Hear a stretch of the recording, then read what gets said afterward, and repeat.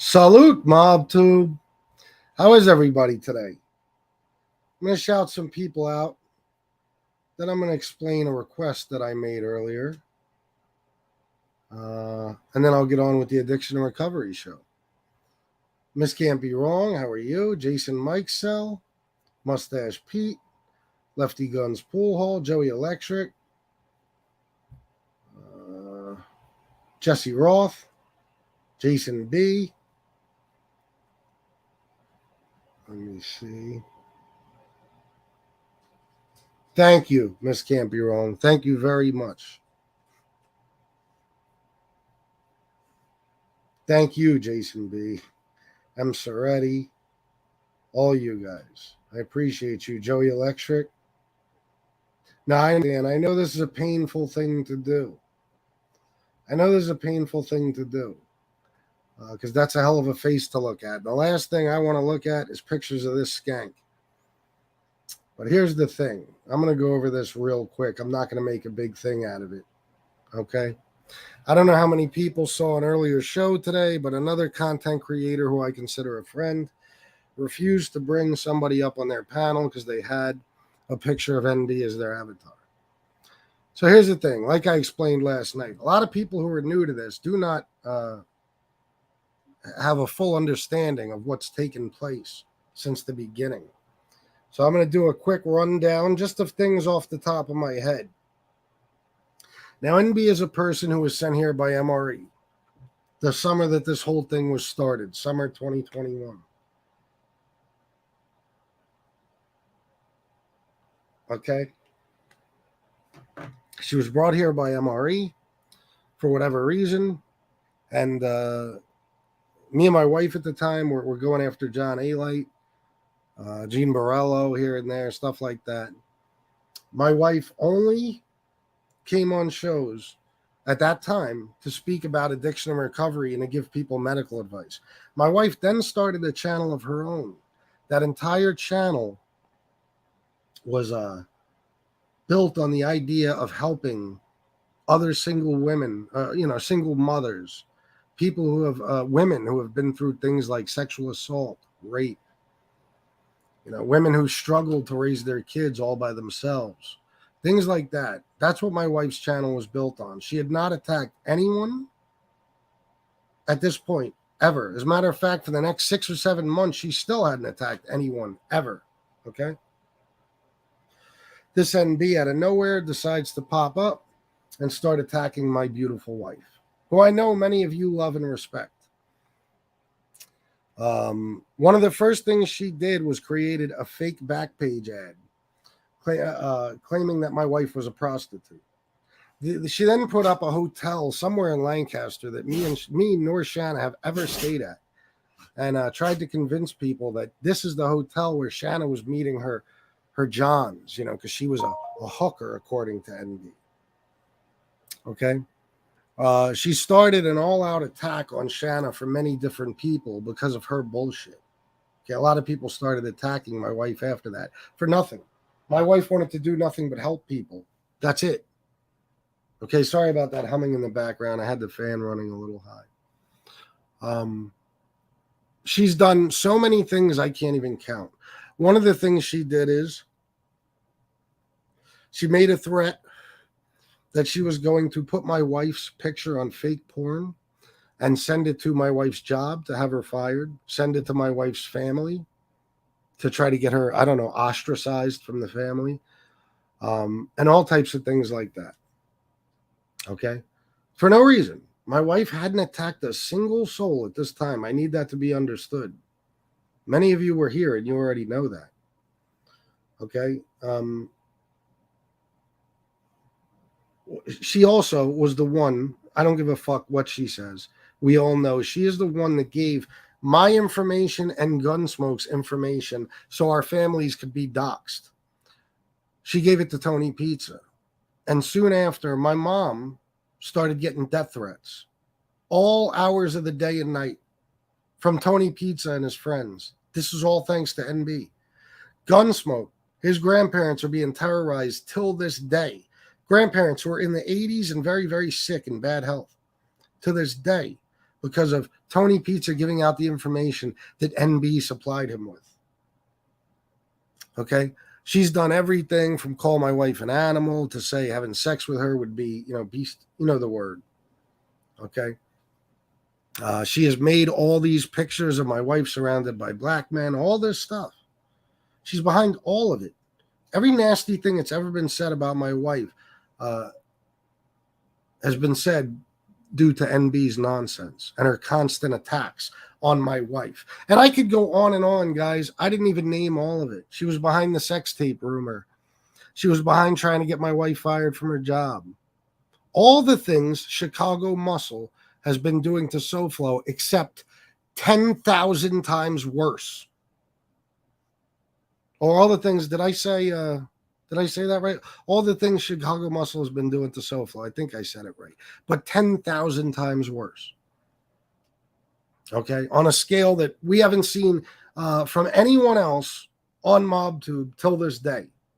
NB has made it her mission for over a year and a half now to slander my wife, to try to assassinate her character, to make up lies and rumors about her, and to humiliate her.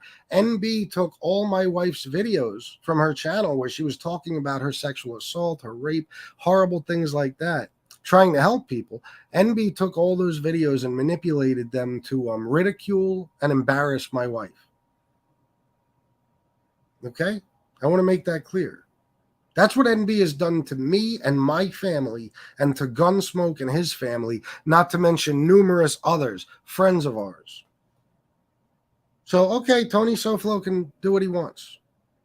But I'm asking all of my loyal subs and all of my friends, out of respect, fuck me, not for me, out of respect for Shanna, to make your avatars pictures of NB. And if you can, whatever chat you go in, I want you to write hashtag I stand with Shanna. Okay? Because this ain't about me. This is about Shanna. She was the real target here. And she still is.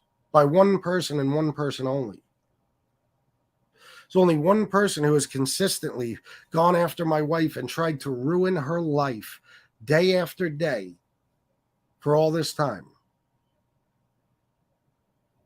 Any support of NB is a spit in my face. Any support. Okay? I just want to make that clear. So I'm a little disappointed today. I'm definitely a little upset about this. But you guys can make me feel better. I posted a bunch of pics of NB in my community tab that you can use to turn into your avatar. Okay, if you want to morph them, manipulate them, do whatever you want, make them as funny. If you don't want to use one of those pics and you hate NB, you don't want to look at her face, use a horse. Just use a horse's face. Same thing. You know what I mean? Do that for me and my wife, please.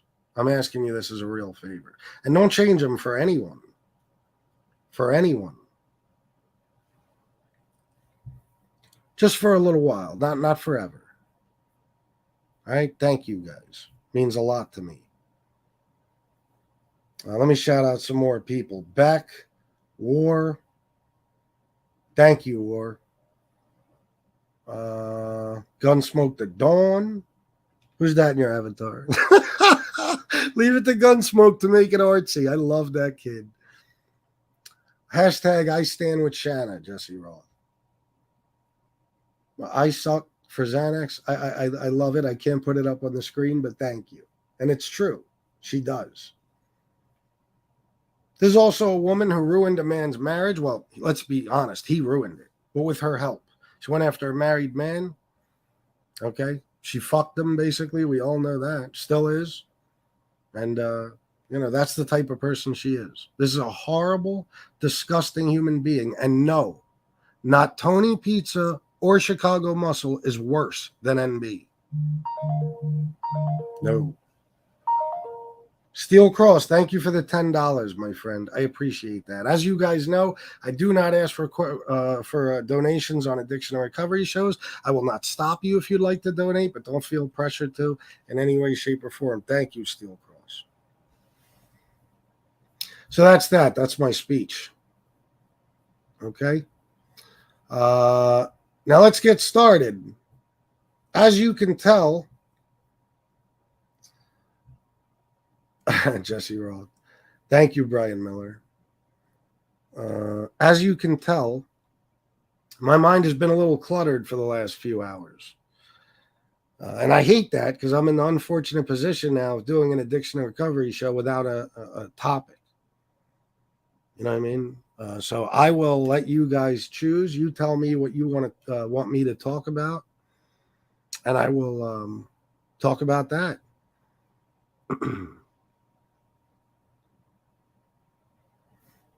Sell Chaim Putz. Shanna is good people. Shanna is a sweetheart. Shanna goes to work every day to help people with their drug and alcohol addiction. She goes to nursing homes to save lives, to keep older people comforted in their last days. Okay? That's what Shanna does with her life. And when she doesn't do that, she's taking care of this house, her kids, okay? And she's a good wife to her husband. So Shanna doesn't deserve any of this. I want to make it clear, not to get back on this. NB will get no respect on MobTube from anyone. I refuse to let it happen. Okay? No respect. She deserves none and she will receive none. Chris, how do I recover from this face? Well, you have to stop doing opiates.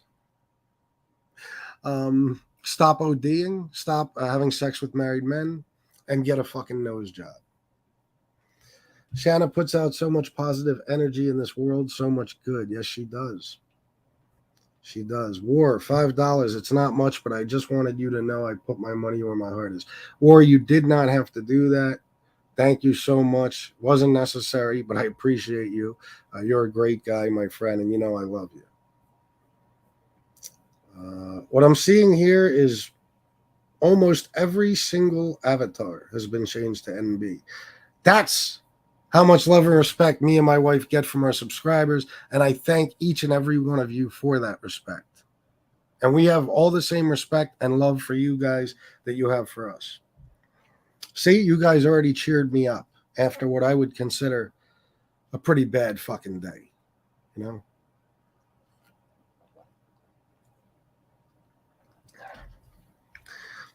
So, let me see. What can we start with? I can tell you guys a story, or you guys can come on. Anybody, I'll drop the link if anybody wants to share. If not, it's okay. Trust me, I'll figure it out as I go. Yes, Jason Mike Sell. Any attack on Shanna is an attack of all of us on here, FBS. NB is a fucking disgrace. Yes. And you want to know what? It's one thing about me that you can always know and rely on, and you know it for a fact. I guarantee it. If you have trashed my wife in the past or you do it now, if you've made up horrible rumors about her, forget what you said about me. I'm a man. If you did it to my wife, if you tried to get her fired from her job, tried to ruin her fucking life, ridiculed her when she opened her heart to all of us to try to help people through her stories. Okay? If you did anything like that to any of my friends' wives, do you understand? Any of my friends,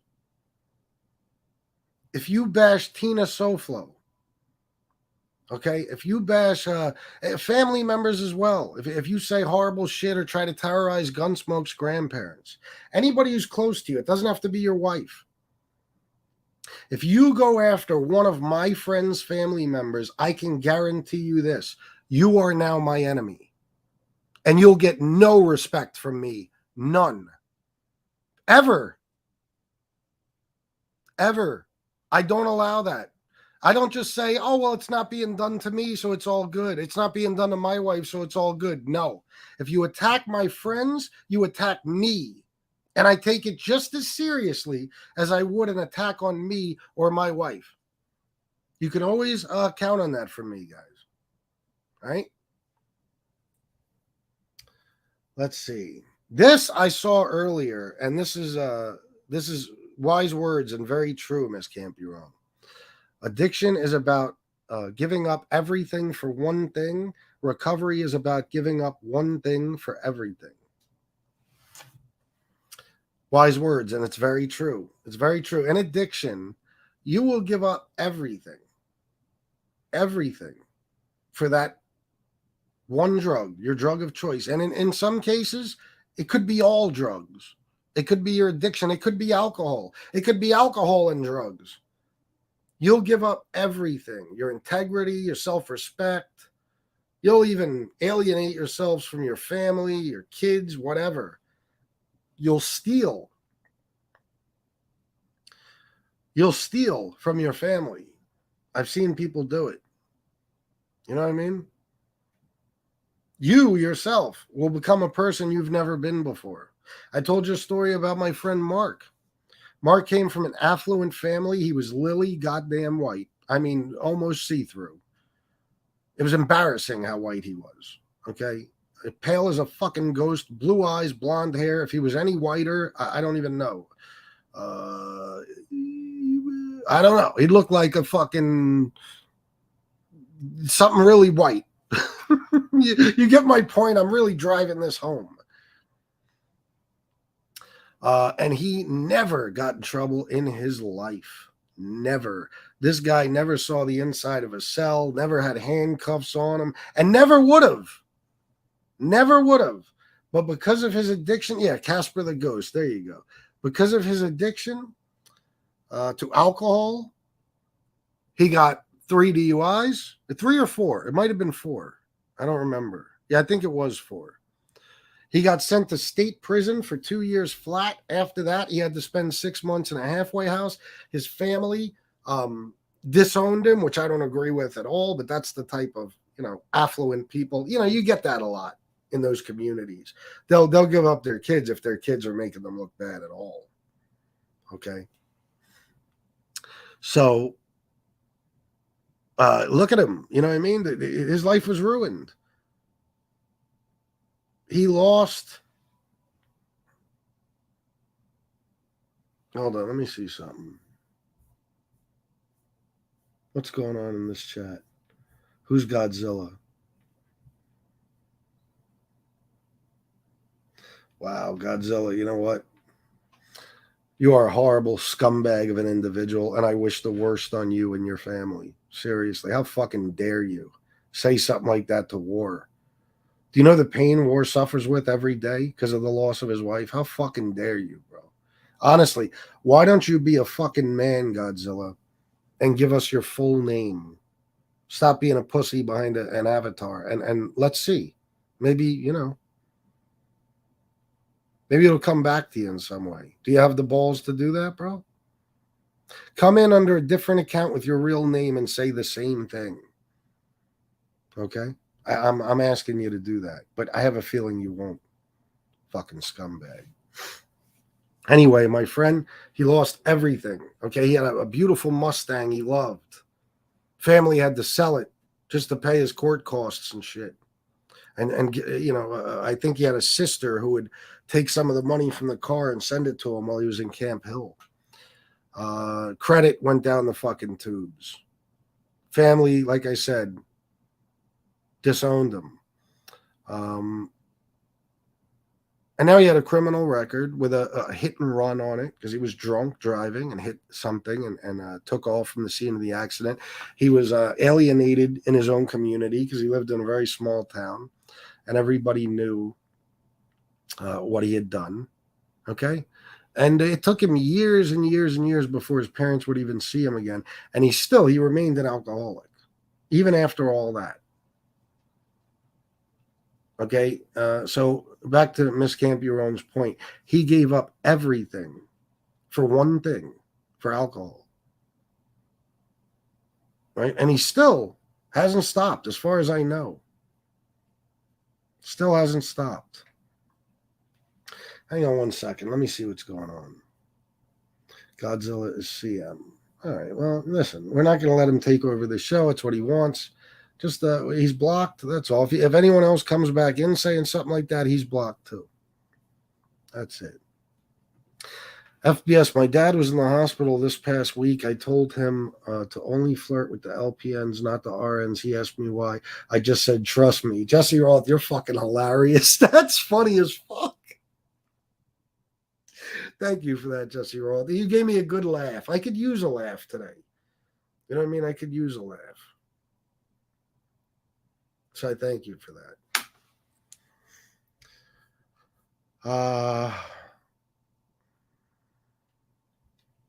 I don't know, Morgan. I don't know if that's the case. I don't know.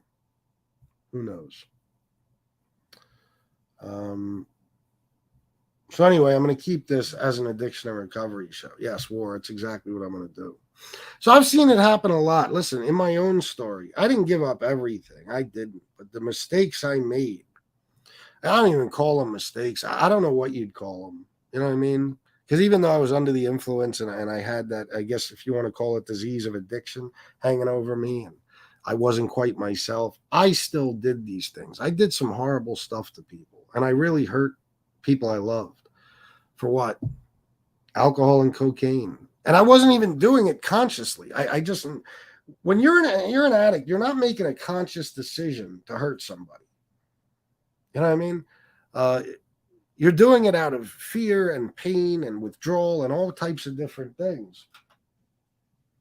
And you're just downright under the influence of something all the time.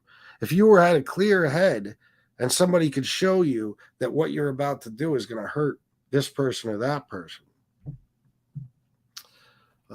I guarantee you wouldn't make the same decisions.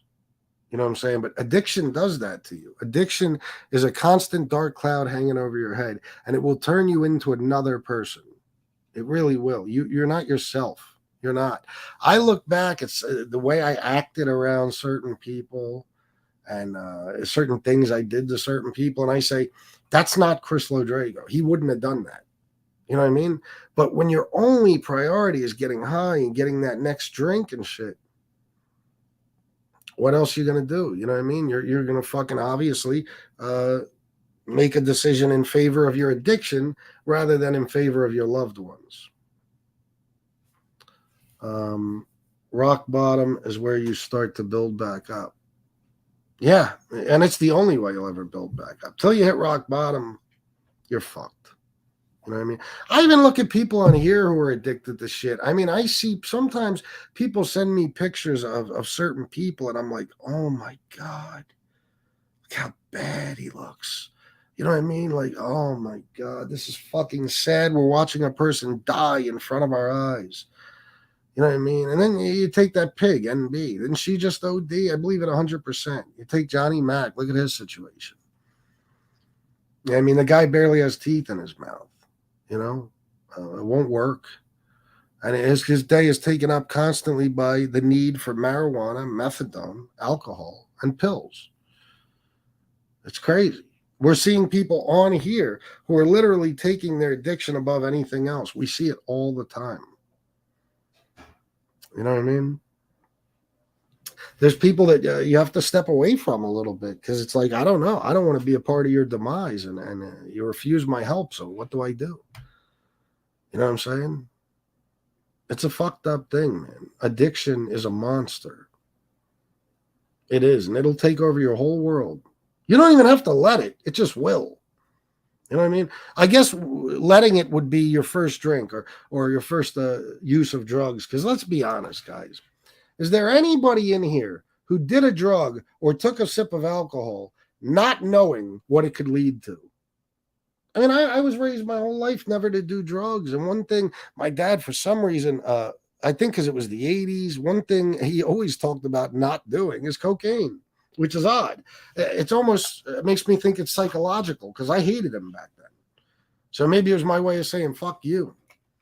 You know, I did the thing he always told me never to do. But I forget what my point even was with that. Yeah, I forget.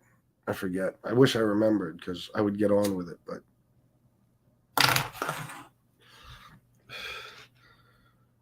anyway, I was told my whole life not to do drugs. You know what I'm saying? That was my point. I was told my whole life not to do drugs, and I swore I wouldn't do them.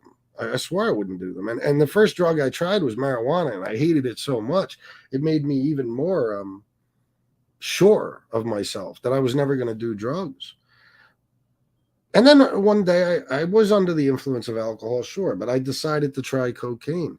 When I decided to try cocaine, you think I didn't know what it could lead to? I was told my whole life what it could lead to. You could get addicted off of the first try. You know what I'm saying?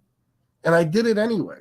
So maybe we do let it take over our lives to some extent, but to hear certain people explain it, it's like the disease part comes later. You know what I mean? It's when you get to the point where, like with alcohol, excuse me,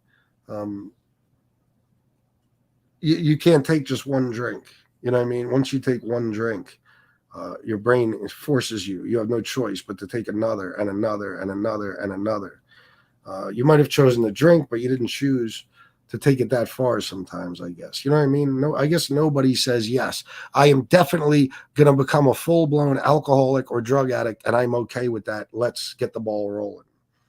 No, I think we all do it thinking, not us. We could just do it every now and then, whatever.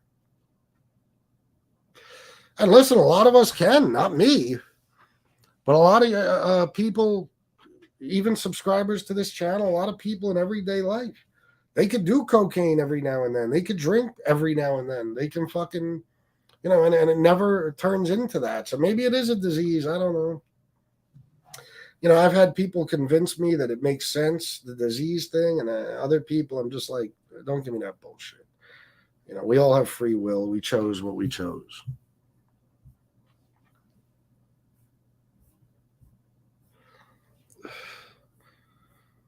Anybody new in the chat, I have asked and requested of all my subs. I don't expect every one of you to do it, but if you can, go to my last 2 community posts. It might even be 3. Grab a couple or just one picture of NB, and please change your avatar to that, out of respect for my beautiful wife. Jason Mikesell, I've learned a long time ago you can only help people who are truly trying to help themselves. People who seek no self-improvement and just manipulate for furthering drug use, that's an old one. It's true, man. It's true. It's sad. You know what I mean? I see people all the time that are offered help from numerous people. And it's just like, you almost can't even blame the addict for not taking it, because their brain is telling them what to do. Their addiction is telling them what to do, and it's telling them, we don't want help. This is great. Let's keep doing this. But I guess, I don't know, maybe some people it'll take losing everything, sleeping in a cardboard box, and they say, okay, this is not how I want to live. I told you what it was for me. For me, I woke up in a hotel sick as a dog from alcohol withdrawal, and I had a girl in there who was young enough to be my daughter, who I'd spent 4 or 5 days with. Now, somebody will take that and run with it and make it sound sick. She was like 20 years old, I think. You know what I'm saying? This shit made me think. I was, 39? And I didn't remember the last 4 days that I'd spent with her. That's terrifying. And the way I felt, anybody who suffered alcohol withdrawal already knows. Then you put a cocaine hangover on top of it. You'd rather blow your brains out than continue to feel like that for another minute. But I didn't do that. I just called crisis intervention. And here I am now.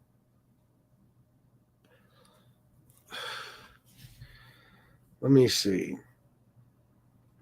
I have a few friends who I have tried to help, one alcoholic and one opiate addict. The alcoholic was able to recover. Opiate addict, I lost touch with.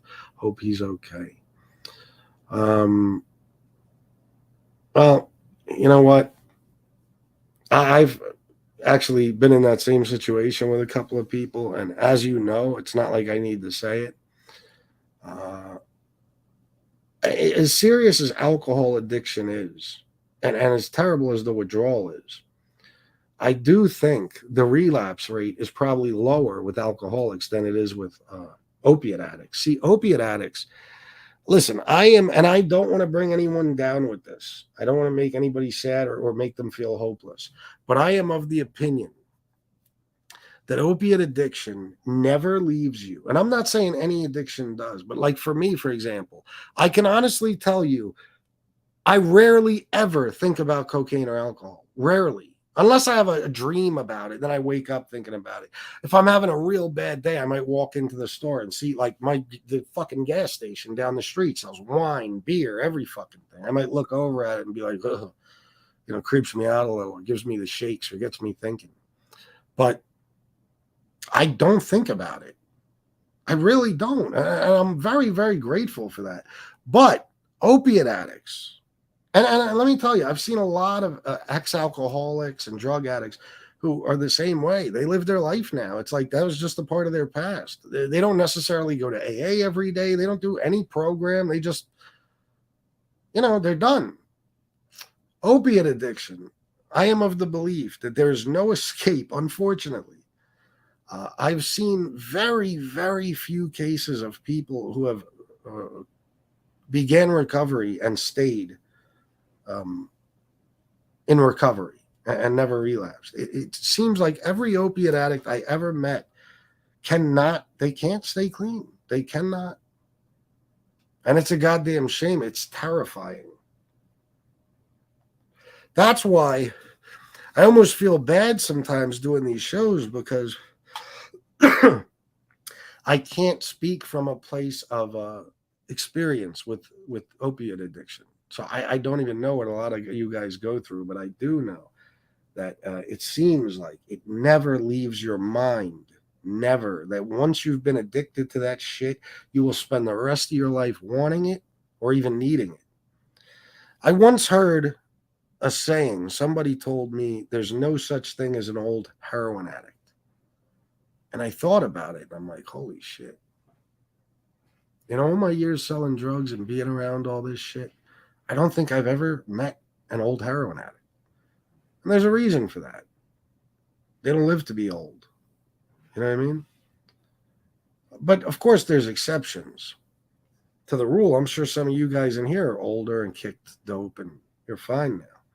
But it's not often. The relapse rate is insane when it comes to opiates. It's unbelievable. It's fucking sad, too. Morgan Brockham, 179. SoFlo and NB have been oh, shut the fuck up, bro. Who knows? Who knows? I'm not getting into that now. It's an addiction and recovery show.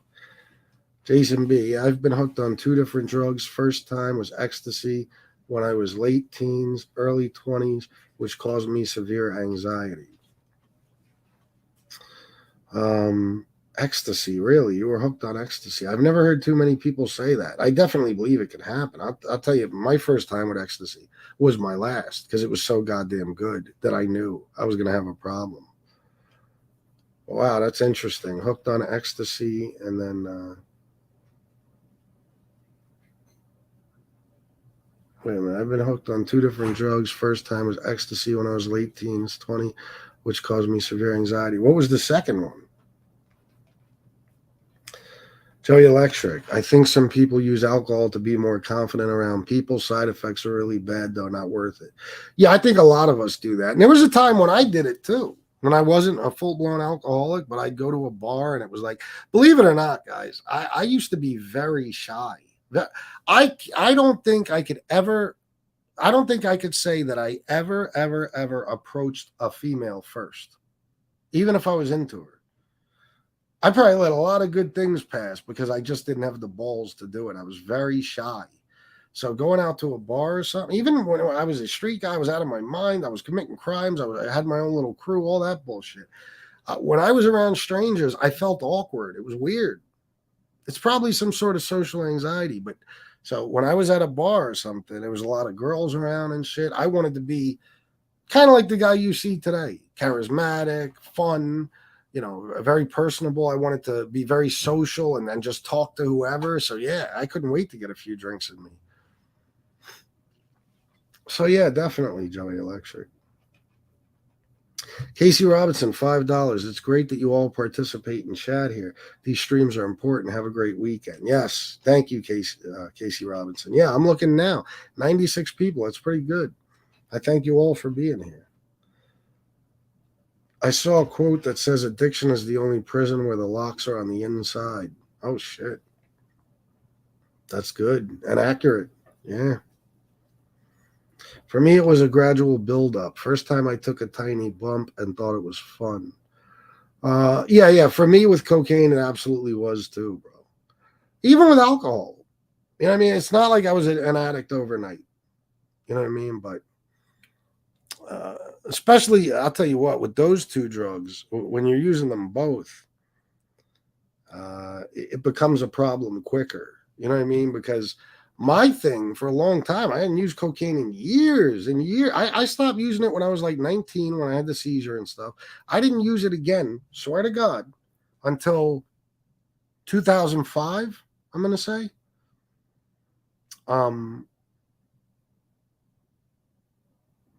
I would just drink here and there. You know what I mean? But once I started doing the two together again, then I couldn't just drink because that was my thing. I would go out to the club always tell you guys about, the members only joint, and I would drink, and there was no coke. And then one night while I was there, a guy handed me a couple of 8-balls, just handed them to me. He was a friend of mine, he was a big drug dealer, and I was like, oh, the excitement of just having them. And I would 2 8-balls, I should have said. Gotta watch everything I say. No, a guy didn't hand me his balls. He handed me 2 8-balls. And once I started doing them together, it was like I couldn't just go out to the club and just drink alcohol anymore. I couldn't hang out with friends and just do a bump. No, if I did one, the other had to go right along with it. And I drank all the time. Therefore, I started doing coke all the time. And guys, I remember certain times where, like,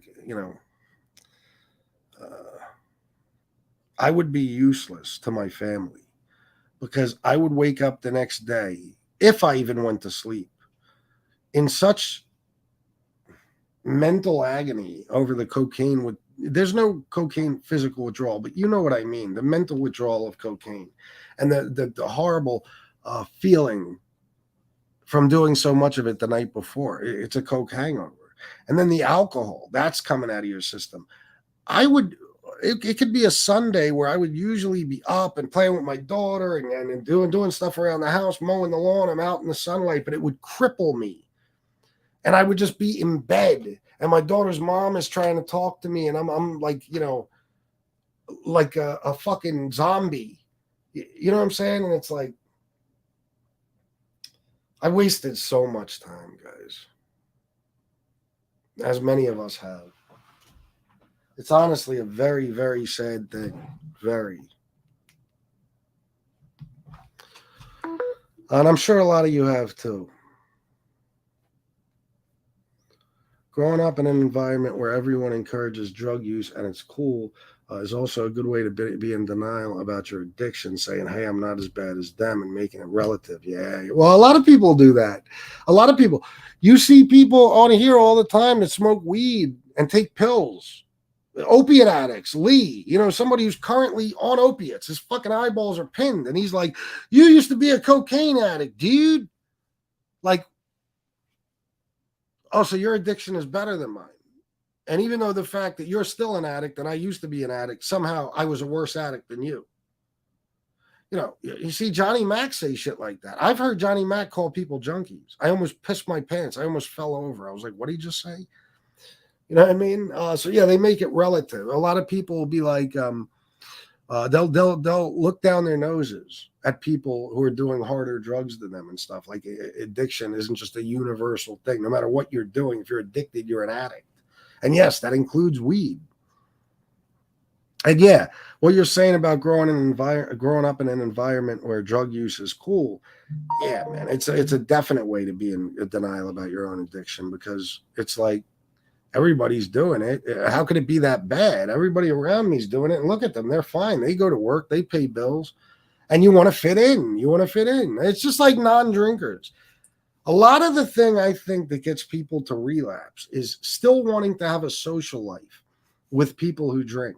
And let's be honest. I mean, I don't know about other countries, but in America, is there really a social life that doesn't include alcohol? Because I've never seen one. And when I mean social life, I mean Like most people spend their time, even if it's just once a week on Friday nights or something, they go to the bar, they go to a nightclub. Listen, a lot of people, they have a beer every day when they get home from work. You know what I'm saying? Um it's hard to be a non-drinker. People will relapse just so they're not the odd man out in a bar, because they still want to go to bars because that's where all their friends are. So what am I going to do? Sit here and be the only one holding a glass of water? I've done it myself. There's been times where I was fucking clean and sober, and I was like, fuck this, man. All my fucking friends drink, and they have no problems. Their lives are fine. Why do I have to be like this? Why do I have to act like I'm allergic to this substance? It's bad. Tom Berlin, what's amazing about addiction is that is unlike nearly any other disease, is not only does it because not only does it destroy the addict, but can destroy their family, friends, and loved ones too. Oh yeah, a lot of collateral damage, without a doubt. Yeah, it's not like you said, any other disease. It's you that gets sick. But with this shit, with addiction, it's not just you who hurts and feels the pain and suffers and who gets sick. It's the people around you. Imagine how a mother feels when she knows that her heroin addict son just got a few bucks in his pocket and he's going out for the night. Imagine the fear, the terror she feels laying down at night trying to go to sleep, but praying at the same time that my son, who I love and I gave birth to and who means the world to me, just praying that he will come home one more day. And I mean, my mom went through it with me with alcoholism and coke addiction. She used to be terrified of what I was doing when I was out. And I didn't give a fuck. Oh, Ma, you're worrying too much. Relax. We really do. This addiction, it does. It hurts not just the addict, the person with the disease, but everyone around him too. It's seriously probably the most selfish thing in the world, because you are making this decision for everyone else to feel terrible, to be scared, to be in fear, to have to worry about you. The whole world becomes about you. Everybody's got to worry about Chris. Look at all these things Chris has lost. Oh my God, Chris used to be this. Chris used to be that. Chris might die now. We got to worry about him every day. Did anybody check on Chris today? Where's Chris? Hey, you heard from Chris? Seriously. It's a goddamn shame. It's a shame. But we don't know. We don't even realize half the time we're doing it. And even if we do, our brain just doesn't let us give a shit enough to stop. I believe it, Joey Electric. Yeah. A lot of people, man, just to go in front of a crowd or something, people will take a drink for sure. One drink just pissed me off. Had to drink till I was drunk and loved it for a very long time. Yeah. Yep. I know. I would have to drink till I don't even. There was a point where I didn't even get drunk anymore, but I had to drink enough to pass out. Oh, without a doubt, Miss Can't Be Wrong, you are. Mine is an OG pick, LOL. Thank you, Mustache Pete. You're a nut.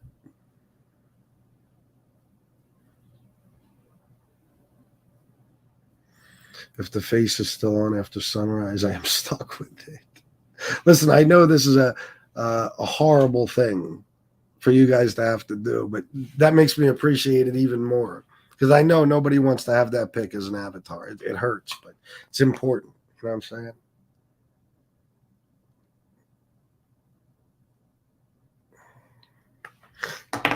Matt B, $9.99. I usually watch at night, but wanted to share 6 years clean from Vicodin and perks a month. Oh, that's awesome, bro. Congratulations. Takes a lot to come on here and share your past as well as the mistakes you made throughout the years. Thanks, FBS. Thank you, Matt B. Yeah, I have to. If I'm not straight up with you guys and I don't tell you my own mistakes, my own fuck ups, and spill my guts about my own addiction and regrets and everything else, how can I even begin to help anyone? My whole point of doing this is for everyone who's in here to see that they're not alone. Not just because I've been there. But because right now you have 98 people. So if you're in here and you're looking for some sort of comfort, there's 97 other people who will let you know that you're not alone and you've been through it. And they got your backs. Believe it. Believe it. If you come in this chat right now and say, I need help. I need help with resources. I need help finding a facility. I need help. I need advice, whatever. I guarantee you at least half this chat is going to offer you their phone numbers, their email addresses, and anything else you need. Guarantee it. It's a great place to be. Wise Guy TV, addiction is like an allergy lying dormant until it's activated by your first use, like poison ivy. You get poison ivy, but wouldn't know until you touch it. That's what someone taught me. That's very well said, bro. Yeah, it is. It is. And that's how you have to treat these substances after you're off of them. You can't say, well, why me? Why can't I go out and have a drink? Why? You got to understand you're not like everybody else. It sucks. But just like some people have an allergy to peanuts and can't eat a fucking peanut butter cup or a peanut butter and jelly sandwich, and it sucks. It's just part of life. Some people can't have that. Other people can. Why? I don't know. Luck of the draw, maybe. But you have to treat these substances as if you're allergic to them. You just can't have them. They'll kill you. You know, that's it. And congratulations again, Matt B, on your 6 years. That's awesome, bro. Yeah, statistically, that is true, FBS. People who recover from alcoholism tend to relapse less. Yeah. I think people who recover from anything tend to relapse less than people who are recovering from opiates. That's just the way it seems. Oh, bro, thank you for that, Tatone. No problem. If you can't do it, it's cool. I would just like the majority of people to. It's recreational until the substance comes into contact with a mind that is not at ease. The image we hold of ourselves in our mind, subconscious controls behavior to prove that image to be true. Oh, without a doubt. And how you see yourself, without a doubt. If I think some people have been drug addicts and shit so long, they can't picture themselves as anything else. But you can be something else, no matter who you are. You can. You could be a person who doesn't need a substance ever. And imagine the freedom of that. If you haven't already experienced it, let me tell you, it's fucking amazing. I mean, I still need these fucking things, unfortunately, but I know when I wake up that I'm going to feel okay. I can go eat. I can get in my car and take a drive. I can interact with my family, and I don't need anything. I don't need cocaine. I don't need alcohol. I don't need opiates. I don't need benzos. The freedom is amazing. The freedom you feel and the new freedom you have. Imagine not having to spend every day wondering, what am I going to do when this runs out and I need a fix? How am I going to get money to get a next fix? What did I just do to the people I love? What trouble did I cause the night before that I don't remember? Imagine the freedom of not having to feel those things anymore. Let me tell you, it's fucking fantastic. I wouldn't trade it for the world. Imagine you don't have to have everybody, friends, family, saying, oh my God, are you okay? You look terrible. I'm worried about you. You got me worried sick. I don't know if you're going to live to see tomorrow. You know, you're not just freeing yourself. You're giving your family their freedom back. They don't have to worry about you anymore. That's why I don't understand certain people who are being offered help by numerous friends, and they just say, no, I'm fine. Don't worry about me. You don't care that you're hurting everyone, really? And I know, like I said earlier, a lot of it is your addiction controlling you, but come on, bro. I see people who are lucid sometimes, who are being talked to. They're not under the influence. And they're still like, nope, I'm good. So then, like I said before, my only hypothesis is that you are trying to die, and this is your method of suicide. So you'd rather just be left alone and make everyone around you miserable until you finally take your last breath. In which case, that's another selfish thing to do too. So, you know, it's a shame. Guys, just block Morgan. Just block, please. Just block him. And every time he comes in, block him again. I know, Morgan. I don't want your super chats or anything else. Came here to start trouble. Vivitrol is a dream drug for opiate addicts. Yeah, well, I knew a girl named Allie who was on it. You know what I mean? And she would still drink. It was like it was unbelievable. She couldn't do heroin, but she'd still drink. And then when it came time to get another, dose or whatever, she had it in her leg. I don't know how it works. I guess you got to get it replaced every 30 days or something. She'd just be like, hey, fuck this. I want to get high. And she wouldn't get it. But yeah, I see what you're saying, Batchelder Street, because I believe you got to go about 30 days without it, right?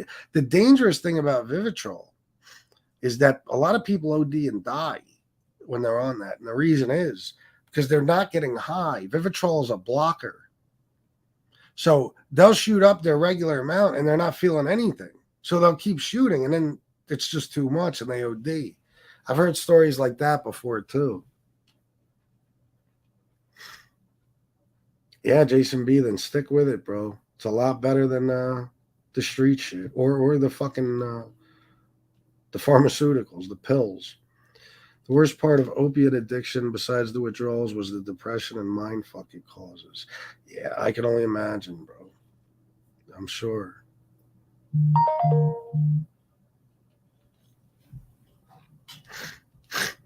What is this?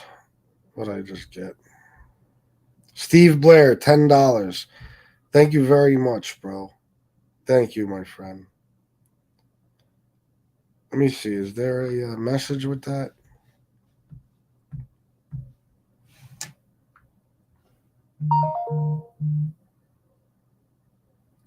No, no message. Thank you, Steve. I appreciate that very much. Oh yeah, yeah. I'm assuming you're talking about opiates, right? That was Matt B. Oh yeah. You're talking about opiates. Yeah. I'm sure, bro. I'm sure. I never experienced, but I saw people go through it.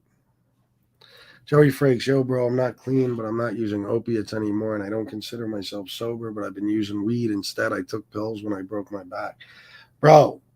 Like I said, I was talking about Johnny Mac saying that if you smoke weed, you can't consider yourself clean and sober, but it was more so the fact that he was taking methadone and fucking drinking alcohol. You know what I'm saying? And still taking pills. Listen, I don't consider if you're smoking weed you to be completely clean and sober. But who cares what I think? Who am I? You know what I'm saying? I don't have to live with your pain. So if you smoke weed and that keeps you off of opiates, smoke weed. I say, fuck it. Who cares? You don't have to be completely clean and sober. You don't have to be. But you don't want to be on opiates. That's for goddamn sure. So yeah, bro, Joey Frakes, go right ahead, bro. Enjoy.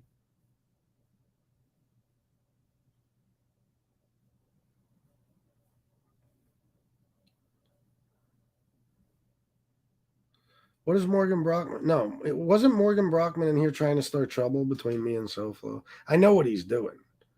I don't know. Who fucking cares? I didn't see what your new nickname was, Ma Rats Exposed. I know the feeling. I used to use opiates to help with social anxiety. Pop a couple and you can't shut the fuck up. Unfortunately, it ended up causing major anxiety and depression. Yeah, I'm sure it did, bro. And yeah, social anxiety is a motherfucker. It is because it makes you, once you use, it makes you who you want to be in that social situation. You know what I'm saying? It's hard to ever be that person when you're not using some, and you like yourself. You like yourself. Look how outgoing I am. Look at that girl I got. What if I was, too shy? I was my normal self, and I didn't hit on her. Make some proposition towards or whatever it may be. Introduce myself to her. I mean, you're going to say to yourself, look at the reward, but it never lasts and it'll only get worse. And anything you gained from your newfound personality, you will lose in the end.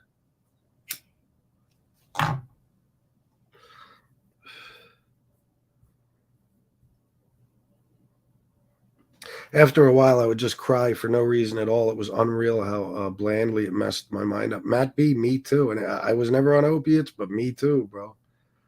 I went through it. Yeah.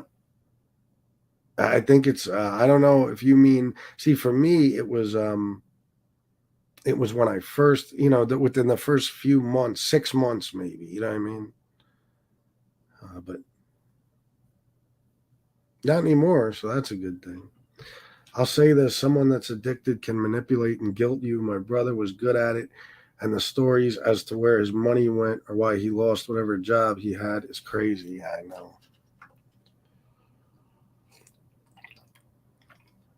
Addicts are master manipulators.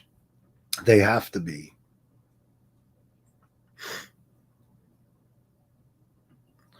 Paulie Walnuts, 1999. Have a great weekend, bro. Thank you, Paulie. You're the man. I appreciate you. Morgan, I'm trying to work with you here, but there's no need to come in here and try to start trouble between me and Sofa. I'll talk to him at some point. You know what I'm saying? That's it. I don't need I don't need people stoking the fire, the flames. You know what I mean? If that was you doing that, right? I believe it was. No stop button. Don't stop until comatose. Yep. That's how I was. And that's how a lot of addicts are. You have to. I would think I'd be with my girlfriend and she would have 2, 3 drinks and be ready to leave. And I'm like, whoa, hold up. You can do that? Like, if I take 2, 3 drinks, the rest of my night is going to be a nightmare. I'm going to be suffering. No, honey. No, we're going to drink till I'm super drunk, and then we'll go home, and I'm going to go right to sleep. That's it. The mental withdrawal of cocaine is the worst thing imaginable for me. At least it was bearable when I was younger, and I'd go on benders with my friends after becoming an adult, and you come down alone. Oh, yeah. Coming down alone is... Jesus Christ. It's something I never want to experience again. Never. And I believe it's deadly because it makes you want to, it really does. Jambalaya. I've been clean off dope for about 8 years. I don't count my days. I don't even think about it anymore. You have to want to quit and get something to do with your life and leave all the losers behind. I agree with that too. Absolutely. Absolutely. You got to leave the old people, places, and things. And you have to start new. Yep. You have to find a reason, Jambalaya. That was my thing. Like I told you, I had it easy, man. And not long after I got out of rehab, I started dating Shanna. Eventually, we fell in love. We would go on dates. We would take trips, have new experiences together.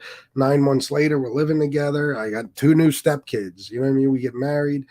I'm getting to know them. I'm working on this house, all types of different shit. And it certainly helped through the first year, but till this day it does. If I woke up every day alone here and I had nobody to talk to and nothing to do, I could already tell you the outcome. You know what I'm saying? Yeah, oh yeah, Miss Can't Be Wrong for sure.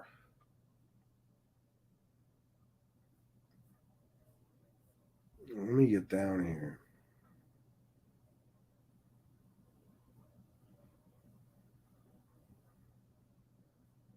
Is that right, Ritz? Jesus. Tony Ducks, yeah, man, I definitely wasted a ton of time just going away for as long as I did, but no more. I've got something new to live for. Yeah, you do, bro. You do, and congratulations again. Yeah, you gotta look at it that way. I don't want to say too much because I still don't know Tony Ducks if you've put that out there yet, but yeah, we've all wasted a ton of time, bro. Wise Guy TV, long-term opiate use changes your brain chemistry, which is what makes it so hard for long-term users to quit. Oh, it certainly does. Yeah, I think it causes a bit of brain damage too. Yeah, without a doubt.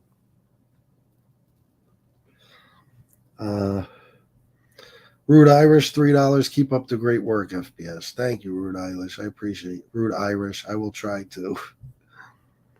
You're right, FBS. Addiction often makes those around them feel crazy. I highly recommend support for families also, such as Codependents Anonymous or adult children of alcoholics, etc. Yeah, do they still have Al-Anon? Do they still have that? But that's another thing that's fucked up about us. Like, why should our fucking families have to get into a program too now, or now too? Why should they have to go to fucking Al-Anon or one of these other things? Now they're in meetings because we're fucked up. I mean, I don't know. I'm just very hard on myself, and I don't think we should even have to cause them that much inconvenience. FBS, I know I mentioned earlier, but it's worth saying again. Opiate addiction has a new drug to treat named Vivitrol. It's a monthly shot that blocks the receptors and prevents getting high. Yeah. I mentioned it before. I saw a different comment, but yeah. I definitely know it can be effective. The only thing is, you got to be willing to get that shot every 30 days. You know what I mean? I know a lot of people are like, they're counting the days till that 30 days is up, and then boom. You know what I mean? They're banging some dope. Oh, yeah. Did I forget Miss Campy Roll? You're the best. Did I forget? There we go. Matt B, $4.99. I'm a licensed LADC. Now, anyone ever needs help, just send me an email. Send me an email, FBS in chat. Oh, that's awesome, bro. That's awesome. Congratulations. That's a great thing. I wish I would have got involved in that. I should someday.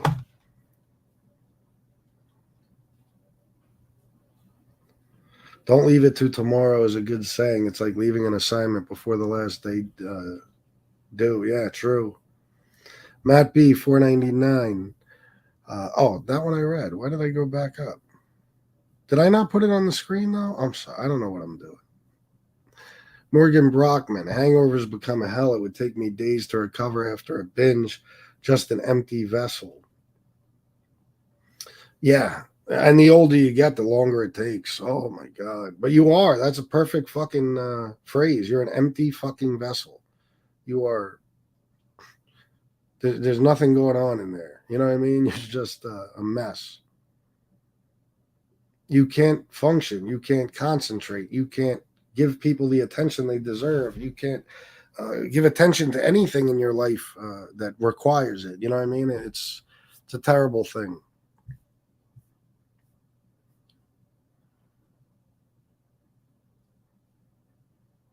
Oh, that's all good, Brian. Don't worry about it. I know you got my back, bro. Oh my God, I remember going back to work after I got clean, standing in front of my machine, wondering how the hell I was going to do this job straight. Oh, bro, I know, bro. You got to understand my line of work. Like, I worked at a place called ES3.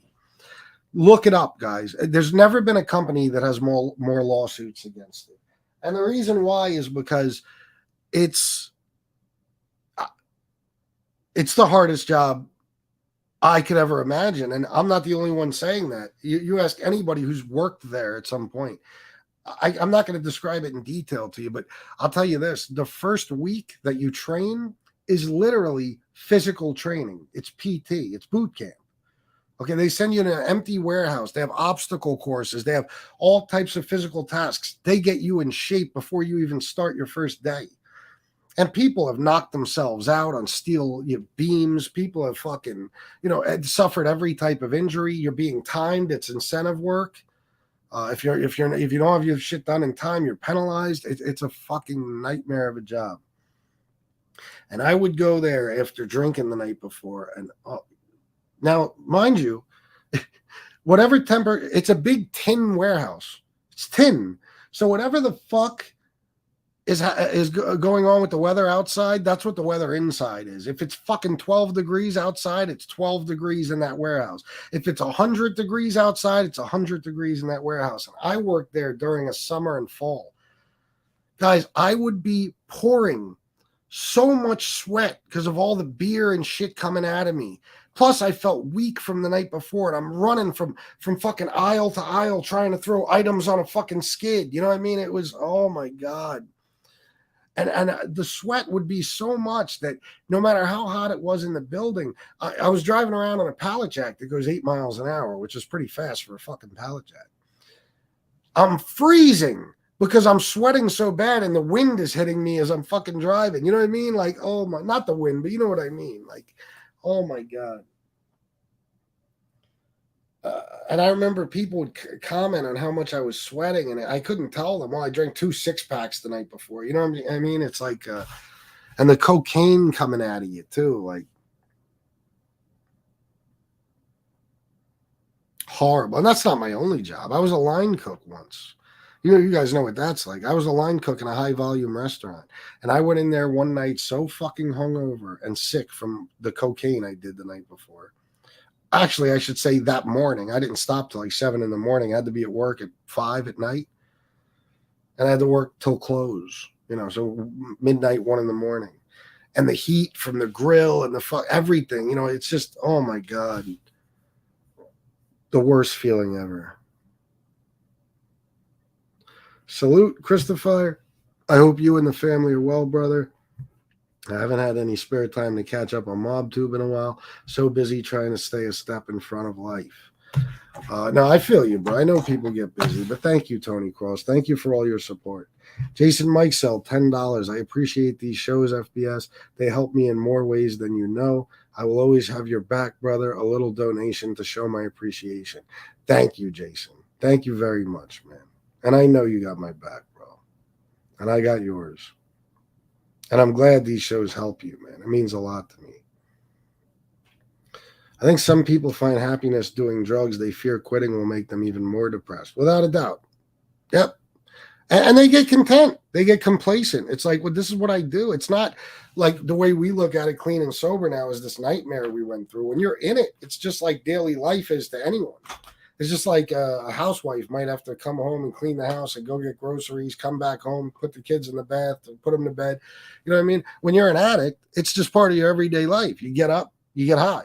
And then if you're about to run out, you go and you make it your whole mission to get more. And then it's just your whole life. And yeah, in some odd way, I guess they at least think that they're happy. So they don't want to change it. Oh, really, Batchelder Street? Okay, I'll take your word for it, bro, because I don't know. War, some people are a mile wide and an inch deep. FBS, shallow, selfish people that can't see past their nose. Yeah, got that right. Jane Creek, it's in support of my wife. It's a long story. I don't want to get into it, but yes, I did ask people to please change their avatar to a picture of NB. Don Berlin, unfortunately, denial is not a river in Egypt, and for some, you can plead your heart out for a friend who is in need of help, and they just can't hear your message. Very sad, sad, sad. Yeah.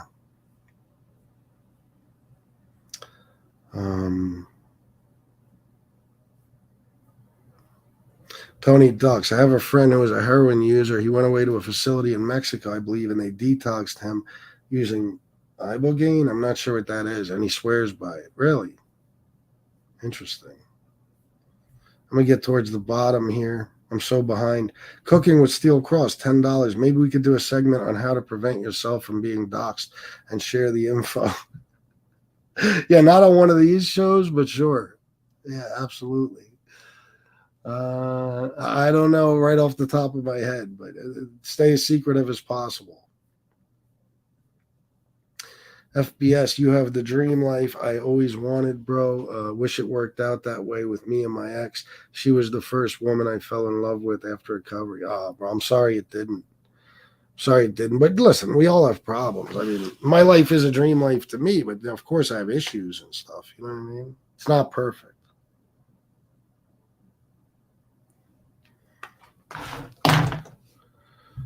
Starting this channel was a good thing you did for yourself, FBS. You made a lot of good friends, and it's a good place where you could talk and give others motivation on addiction, etc. Yeah, I agree with you, bro. It was definitely a good thing for me, without a doubt.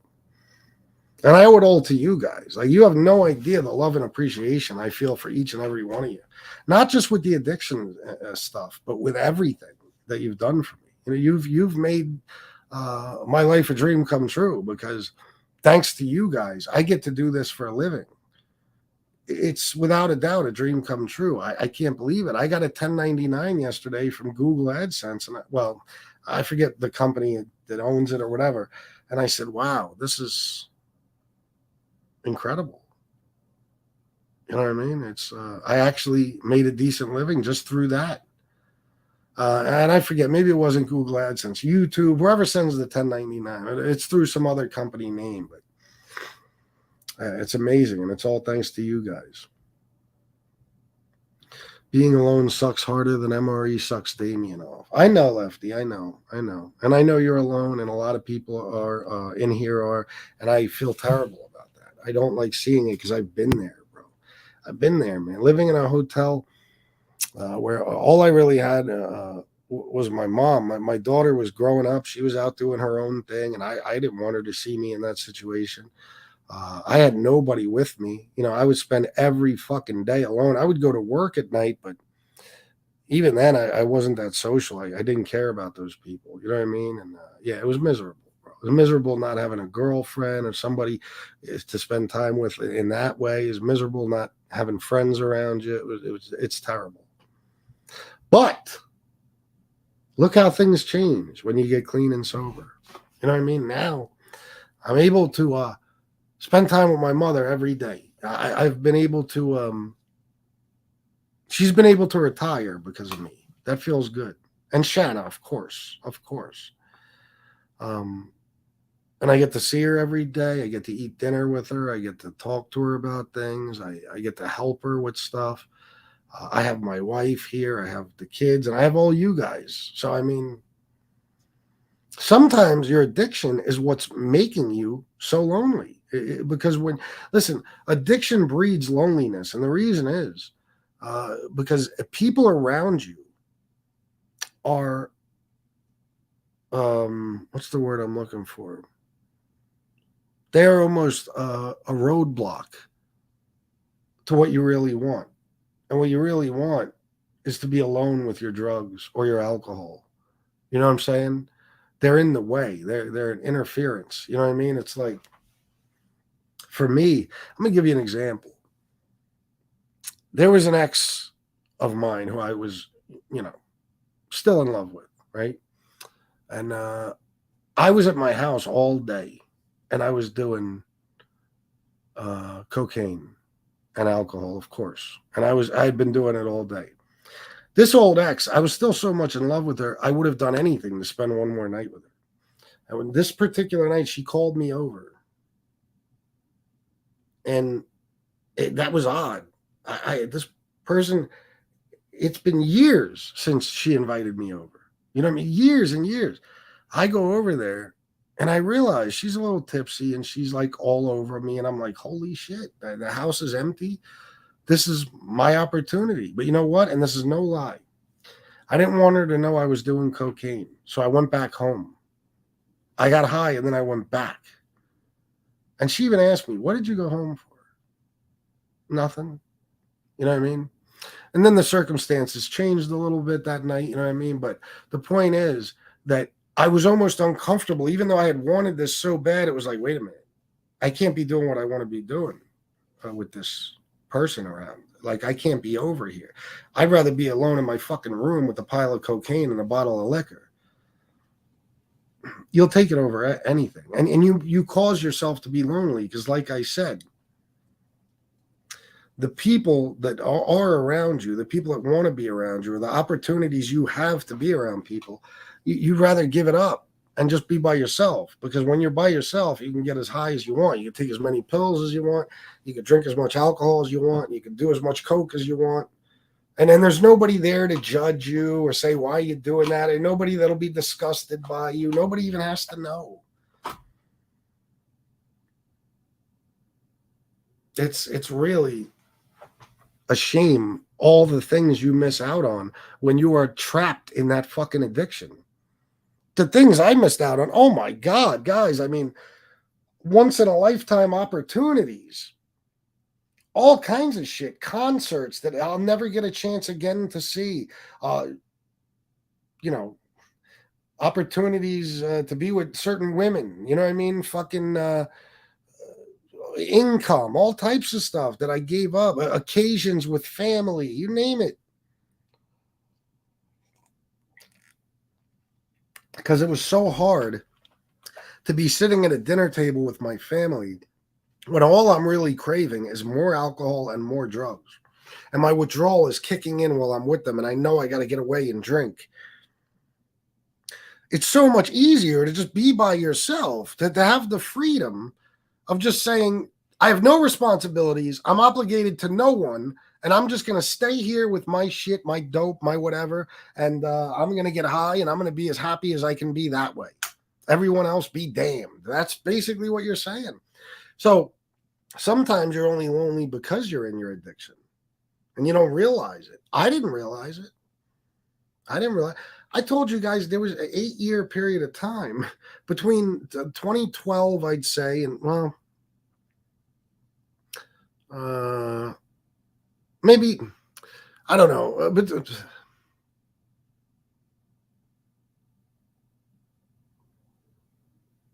I guess you could say 7 years between 2012 and 2019, where I had just gotten out of a relationship a little bit before 2012, and I didn't want to be bothered with any type of girlfriend situation or anything.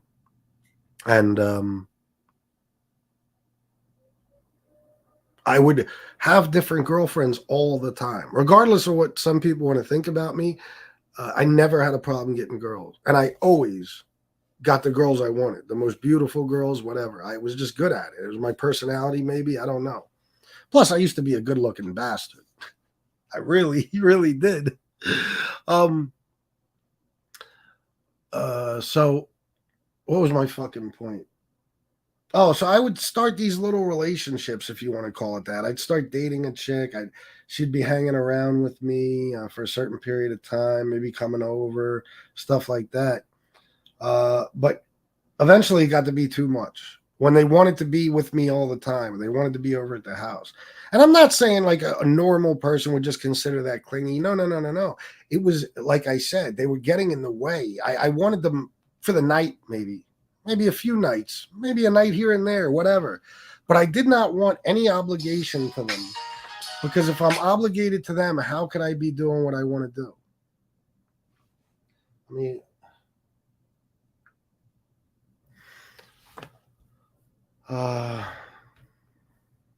and that's the way I lived. I stayed single because any type of relationship just got in the way. You know what I mean? It just got in the way.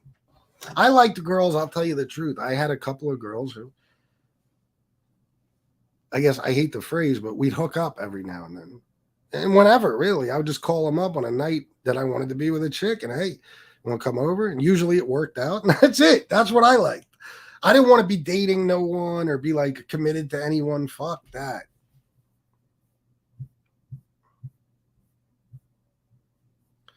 I remember when I finally got clean the first time, I was so damaged that I was incapable of having a conversation about regular things. If it wasn't about crime or drugs, I didn't know what to say. Yeah, I know, bro. It's with a life of crime too. That same thing happens, but yeah, it's very true, because you're just getting used to dealing with regular people again in a situation that doesn't revolve around drug use or alcoholism. So it's like, how do I even handle myself in this situation? What are people going to think of me? Do I seem awkward to them? Yeah, I understand Wise Guy TV without a doubt. Mustache Pete says drop the link. FBS drops the link. That's all there is to it.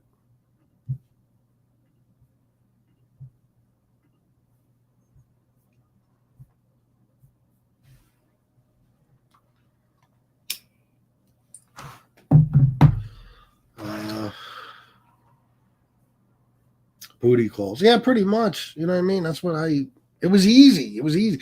I'll give you an example. This is how I felt.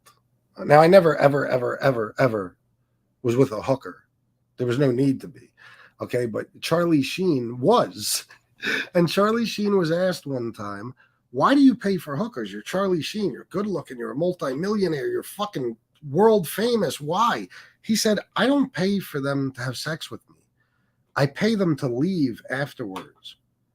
And I was like, I understand 100%. I understand. Like, yep. Yeah. There was a couple of nights where I went over to the different girls' houses and I would do my thing with them. And as soon as we were done, I'd get up and leave. I'd get dressed and I'd go. You know what I mean? And all of a sudden they hated me. And I was so stupid and so trapped in my addiction. I was like, what are they mad at me for? What did I do wrong? Then another girl explained to me who knew the situation. Girls don't like it when you do that. They feel used. They feel, you know what I mean? And I'm like, oh shit. I didn't even think about how selfish it was. But I couldn't wait to get out of there, just to go back to my miserable, drug addicted, fucking lonely ass life. Yeah, I would pay them to leave. That's what he said. Yeah.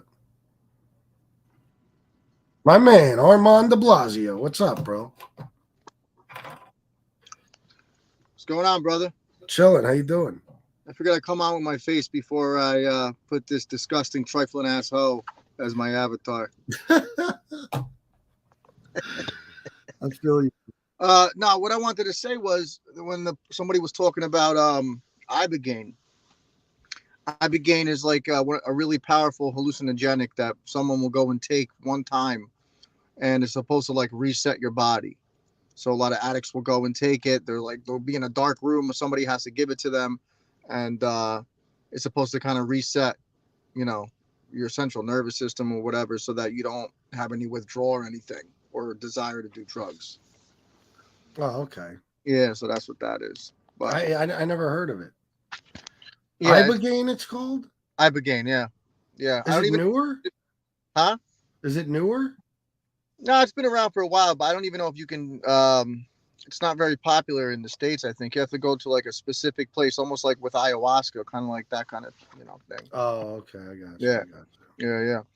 But what else was I going to say? Oh yeah, one thing you said that you touched on that's very true is when you don't have an addiction anymore and you wake up in the morning, you're free, because when you have an addiction, especially with opiates, you're like a slave. So you're a slave to your addiction. So anything you do, if God forbid something happens and there's a snowstorm and you're stuck at somebody's house and you don't have what you need, you're going to go through crazy withdrawal. You know what I mean? Like that drug runs your life. It runs your life, and once you stop, you can actually do shit and not have to worry about going back home or wherever you have to go to do what you got to do so you don't get sick. Yeah. It's like I was just saying. Isn't it amazing, bro, the freedom you feel when you're off all this shit and you're not dependent on these things? Yeah. And it's crazy when you think about it. Like if somebody came up to you on the street and said, "Hey, take this drug, try it. You're gonna feel great, but you're gonna ruin your whole fucking life." People would be like, "No way, I ain't gonna do that." You know what I mean? But they don't tell you that part. Yeah, and that's what happens eventually. Especially with opiates. For myself, I took Vicodin, but you don't realize that it's going to basically control everything you do. You start out taking it as prescribed, and before you know it, you're taking 10 pills at a time. It's a slippery slope. But you don't think about it like that. And you could function like a normal person, like you said. You can go to work, raise your kids, do whatever. And all of a sudden something bad happens and your life gets fucked up. Yeah. And you don't realize the stupid decisions you make to get what you need as well. You think it's no big deal just to make ends meet. It was like I was talking about earlier. I've seen people steal from their families. You know what I mean? I had a guy when I was selling crack, he brought me his son's PlayStation. His son was like 10 years old. I said, "Nah, bro. No, take that home." Which, I knew he was probably going to take it to another dealer. But that's the sickness. You know what I mean? Like, you'll do shit. Guys, I'll give you an example of a movie. I don't know where you could find this movie, but I'm sure you could find it. Watch a movie called Sweet Nothing. You ever see that, Mustache Pete? No. Bro, it stars Michael Imperioli. Oh, Michael really? Imperioli and Mira Sorvino. Yeah, it's probably one of his first movies, and it's a true story. It's a true story. Um, it's basically a guy who is like a low-level drug dealer, Michael Imperioli. He has a friend who's also a low level drug dealer. They start selling crack and they start getting into bigger quantities. But Michael Imperioli starts using it. And little by little, you see his life deteriorate and you see him lose everything. At one point, he's so fucking desperate for some crack. He comes home and his kids, his daughter and son, are watching TV on the floor. He comes home and he tears the TV out of the fucking wall and takes it to his dealer to get $60 worth of crack. Yeah. Yeah. But it's got a great ending. It's an amazing movie, bro. It never went anywhere. It's like that reminds me of Requiem for a Dream. You ever see that? No, I never watched it. Oh my God. Like it actually gives you anxiety, but it shows you, you know, what happens when you're in the throes of addiction, and it's all different types of scenarios, different types of people.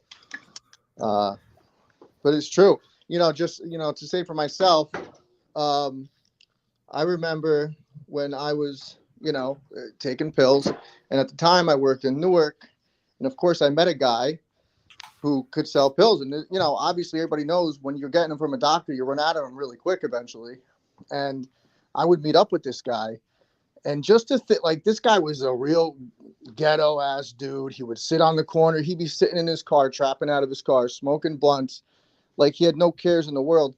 I would go and get into his car and buy what I had to buy, not even thinking about what the consequences could be. I can get arrested, I can get robbed, but you don't think about that shit because you need, you know, you need to get what you got to get. And it's just, so when I think about it now, it's like, wow, I can't believe I did that stupid shit. Back then, it was no big deal, you know? Yeah. It's scary to think about. I put everything in jeopardy. My job, my you know, my, God forbid, like my kids found out. Like it's crazy. It's crazy. Yeah, the things we risk, bro. The things we fucking risk. You know what I mean? It's sad, bro. I told you, I'll have a lifetime of regret, whether I like it or not. Just looking back at all this shit. You know what I'm saying? A lifetime of fucking regret.